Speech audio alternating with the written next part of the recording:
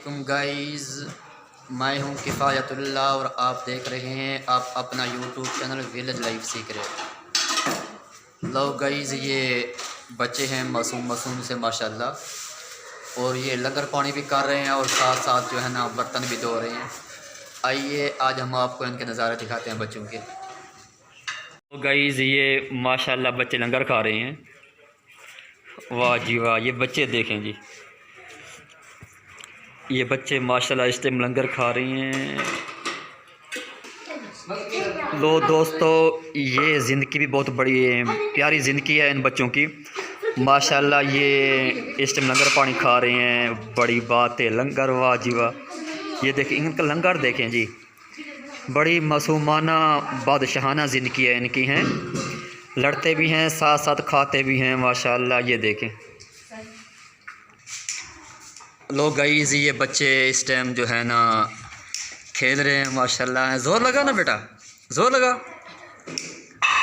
ये वैसे आग जलाने की कोशिश कर रहे हैं, आग जल रही थी, कोशिश जारी है माशाल्लाह। लोग गाइस इस टाइम कोशिश जारी है, आग जला रहे हैं। जल रही है आग, हाँ जला। ओ दोबारा जला, दोबारा जला। हाँ ओए हो। लोग गाइस, इन बच्चों का मासूमाना ज़िंदगी देखें और ये आग जला रहे हैं। हाँ जला भाई। ओ बड़ी बात है माशाल्लाह। दोबारा जला हैं, हैं ज़ोर लगा।